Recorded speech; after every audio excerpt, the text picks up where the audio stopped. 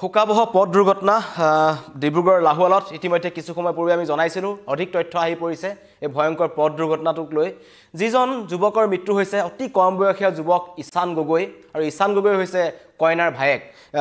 অতি এটা শোকাবহ ঘটনা বায়েকৰ বিয়াৰ দিনাখনেই পুৱতি নিশালৈ ভায়েকৰ মৃত্যু হ'ল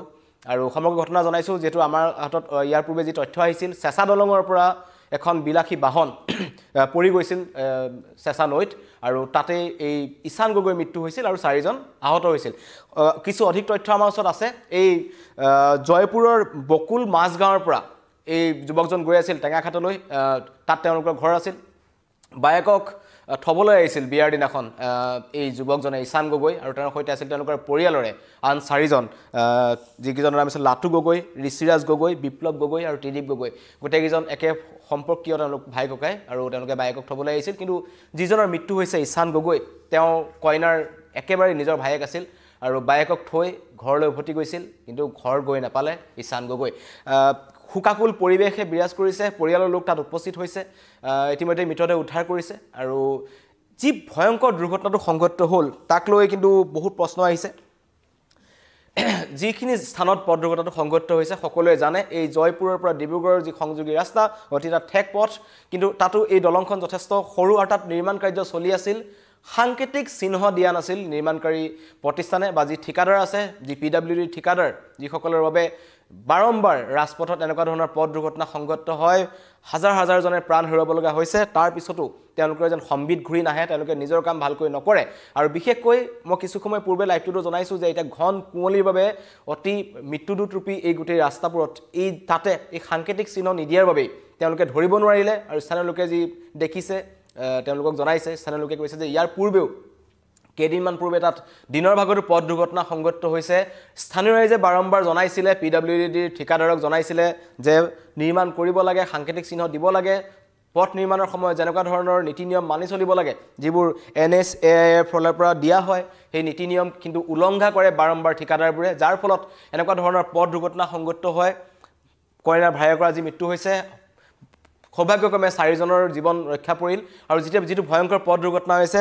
তথ্যটো এনেকুৱা ধৰণৰ তেওঁলোকে পুৱতি নিশা আহি 3:30 মান বজাত সেই দুৰ্ঘটনা সংঘটিত হয় চাৰিজনে কিন্তু নিজেই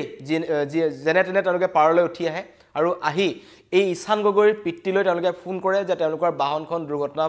পতিত হৈছে আৰু তেতিয়াহে কিন্তু পৰিয়ালৰ লোকে গম পায় আৰু যেহেতু ৰাস্তাৰ হাইৱেৰ কাষৰ এই যিখন দলং আছে তাত কাষত অলপ জনশূন্য এইখিনি স্থানত বসতি নাই লোকৰ যাৰ বাবে কোনো লোকৰ ঘৰ নাই যাৰ বাবে কোনো মানুহে গম পোৱা নাছিল সেই যুৱককেইজনে কিন্তু সৌভাগ্যক্ৰমে ওলাই আহিল কাৰণে নহলে 5 জনৰে যুৱকৰে এই বাহনখনৰ ভিতৰতে মৃত্যু হ'লতেন ঈশান গগৈ ওলাই আহিব নোৱাৰিলে দুৰ্ভাগ্যবশতঃ অতি শোকাবহ কথা কইনাৰ ভায়েক আছিল কিন্তু এই চাৰিজনে যেনতেন নিজে পাৰলৈ উঠি আহে আৰু তেওঁলোকৰ অৱস্থা ইমানে সংকটজনক আছিল যে তেওঁলোকে পাৰলৈ যি উঠি আহিল পাৰতেই পৰি থাকিল তেওঁলোকে কিন্তু তাৰ পৰা লৰচৰ কৰিব নোৱাৰিলে পিছত এই বকুল মাছগাঁৱৰ পৰা যি 30-35 মিনিট লাগে যিখিনি স্থানত দুৰ্ঘটনা সংঘটিত হৈছে আধা ঘণ্টাৰ পিছত পৰিয়ালৰ লোক তাত আহি উপস্থিত হয় আৰু এই চাৰিজনক অতি সংকটজনক অৱস্থাত তেওঁলোকে AMCH লৈ পঠাই দিয়ে প্ৰথমতে তাৰ পিছত বিচাৰ খুচাৰ কৰে ঈশান গগৈ ক'ত আছে তেতিয়া দেখে যে ঈশান গগৈ গাড়ীৰ ভিতৰত বাহনৰ ভিতৰতে তেওঁ মৃত্যু হৈছে ইতিমধ্যে তেওঁ ওলাই আহিব নোৱাৰিলে পানীত সোমাই গৈছিল আৰু দেউতাকলৈ ফোন কৰিছিল এই বাকি চাৰিজন যি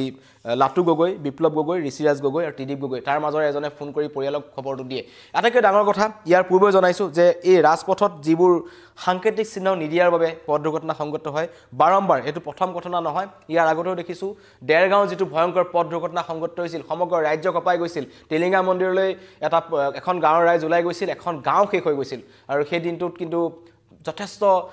প্ৰতিক্ৰিয়াৰ সৃষ্টি হৈছিল সকলোৱে ভাবিছিল যে এই পথ নিৰ্মাণকাৰী প্ৰতিষ্ঠান হওক ঠিকাদাৰ হওক এই সকলে অলপ বুজি পাব মানুহৰ জীৱনৰ মূল্য বুজি পাব তেওঁলোকে যি যেনে ধৰণে কামটো কৰিব লাগে সাংকেতিক চিহ্ন দিয়াত কি আপত্তি আছে যদি সেই স্থানটো তেওঁলোকে নিৰ্মাণ কাৰ্য চলাই আছে কিন্তু ইয়াতো একে অনুৰূপ ঘটনা এই লাহোৱালৰ চেঁচা দলঙৰ কাষত সাংকেতিক চিহ্ন নাছিল যাৰ বাবে এই চাৰিজন যুৱক অতি কম বয়সীয়া যুৱক তেওঁলোক কিন্তু সেই তললৈ নামি যায় আৰু তেওঁলোকে হয়তো উমান পোৱা নাছিল যে নিৰ্মাণ কাৰ্য তাত চলি আছে স্থানীয় লোকে বাৰম্বাৰ কৈছে যে ইয়াৰ পূৰ্বে তেওঁলোকে ঠিকাদাৰক জনাইছিল পিডব্লিউডি ডিপাৰ্টমেণ্ট লোক নিৰ্মাণ বিভাগৰ ঠিকাদাৰ এই কাম কৰি আছিল ঠিকাদাৰৰ বিৰুদ্ধে এটা কি ব্যৱস্থা গ্ৰহণ কৰিব সেইটো এটা প্ৰশ্ন কিন্তু যি কি নহওক এটা অতি ভয়ংকৰ শোকাবহ ঘটনা জনাইছোঁ যি পথ দুৰ্ঘটনা সংঘটিত হ'ল এতিয়াও মেটেকাৰ মাজত তেওঁলোকৰ সামগ্ৰী পৰি আছে আৰু যেনেকুৱা ধৰণে গাড়ীখন যিটো অৱস্থা হৈছে গাড়ীখনৰ দুৰ্ঘটনা পত্ৰ গাড়ীখন অনুমান কৰিব পাৰি যে কিমান ভয়ংকৰ আছিল সেই পথ দুৰ্ঘটনা আৰু বাকি 4 জনৰ যে প্ৰাণ ৰক্ষা পৰিছে হেতু যথেষ্ট তেওঁলোকে সৌভাগ্যৱান বুলি ক'ব লাগিব কাৰণ সাংকেতিক চিহ্ন নথকাৰ ফলতে এই ভয়ংকৰ পথ দুৰ্ঘটনা সংঘটিত হ'ল স্থানীয় লোক আহি উপস্থিত হৈছে পৰিয়ালৰ লোক উপস্থিত হৈছে হুকাকুল পৰিৱেশে বিৰাজ কৰিছে কাৰণ আগদিনাখন বিয়া পিছদিনাখন বায়কৰ বিয়া নিখালৈ ভাতৃৰ মৃত্যু ইয়াতকৈ হুকাবহ ঘটনা কি থাকিব পাৰে পৰিয়ালটোত এতিয়া যেহেতু তাত উপস্থিত হৈছে মৃতদেহ উদ্ধাৰ কৰা হৈছে AMCHলৈ প্ৰেৰণ কৰা হৈছে আৰু পৰিয়ালৰ লোকে জনোৱা মতে যি 4 জনৰ আহত যিজনক উদ্ধাৰ কৰিছে লাটু গগৈ ঋষিৰাজ গগৈ বিপ্লৱ ত্ৰিদীপ তেওঁলোকৰ অৱস্থা অতি সংকটজনক তেওঁলোকেও মৃত্যুৰে যুঁজি আছে AMCHত আৰু ইতিমধ্যে আমাৰ সাংবাদিক সেই স্থানলৈ গৈছে কিন্তু এই ঈশানৰ মৃতদেহ উদ্ধাৰ কৰিছে লাহুৱাল আৰক্ষীয়ে কিছু সময় পূৰ্বে আৰু যি জনাইছো ঈশান গগৈ নিজৰ বায়েকৰ ঘৰত থৈ উভতি আহিছিল নিজৰ ঘৰখনলৈ কিন্তু আহি নিজৰ ঘৰখন নাপালহি তেওঁ মাজবাটতে তেখেতৰ মৃত্যু হ'ল হুকাবহ কথা আৰু পৰিয়ালৰ লোকে অভিযোগ আনিছে এতিয়া স্থানীয় লোকে কিন্তু এটা কথা বাৰম্বাৰ কৈছে যে পথ দুৰ্ঘটনাটো সংঘটিত হোৱাৰ মূল কাৰণ হ'ল ঠিকাদাৰৰ গাফিলতি কিছুদিন পূৰ্বৰে পৰা এই চেঁচা দলঙৰ কাষত কিছু নিৰ্মাণ কাৰ্য চলি আছিল তাত যেনে ধৰণৰ সাংকেতিক চিহ্ন থাকিব লাগে যিটো ডাইভাৰচন থাকিব লাগে হেতু তেওঁলোকে দিয়া নাছিল যাৰ ফলত পুৱতি নিশা ঘূৰি আহিছিল তেওঁলোকে আৰু কুঁৱলীৰ বাবেও হয়তো তেওঁলোকে সেই মনিব নোৱাৰিলে কিন্তু হয়তো তাত যদি এখন সাইনবোৰ্ড থাকিলেহেঁতেন তাত যদি এখন সাংকেতিক চিহ্ন থাকিলেহেঁতেন নিশ্চয় এই যুৱকজন তেওঁলোকে হয়তো গম পালেহেঁতেন যে ইয়াত কিবা এটা নিৰ্মাণ কাৰ্য চলি আছে তললৈ নামি যায় আৰু বহু ওপৰৰ পৰা বাহনখন তলত পৰে বাহনৰ ভিতৰতে আবদ্ধ হৈ ককবকাই এই ঈশান গগৈৰ মৃত্যু হৈছে আৰু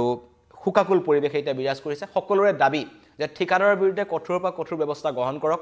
আৰু ইয়াৰ পূৰ্বেও ঠিকাদাৰৰ এনে গাফিলতিৰ বাবে বহু লোকে প্ৰাণ হেৰুৱাব লগা হৈছে তাৰ পিছতো কিন্তু সম্বিত ঘূৰি অহা নাই তেওঁলোক সচেতন নহয় এই ক্ষেত্ৰত তেওঁলোকে এনেকৈ ধৰণে পালমাৰি কাম কৰে মানুহৰ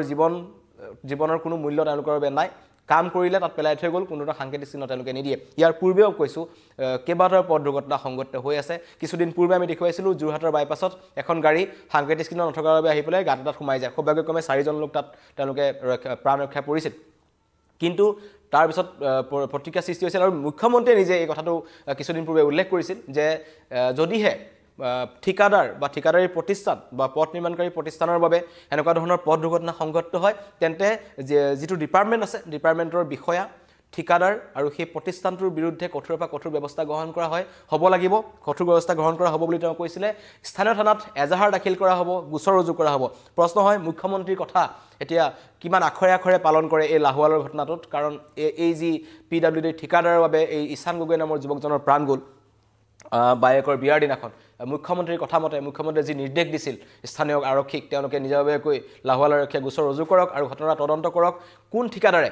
যাতে এনেকুৱা ধৰণৰ কাণ্ড সংঘটিত কৰি থৈ গৈছিল সাংকেতিক চিহ্ন দিয়া নাছিল যাতে পুনৰ সেই স্থানত পথ দুৰ্ঘটনা সংঘটিত নহয় আৰু এনেকুৱা ধৰণৰ হুকাবহ মৰ্মান্তিক ঘটনা সংঘটিত নহয় কোনো লোকে যাতে প্ৰাণ হেৰুৱাব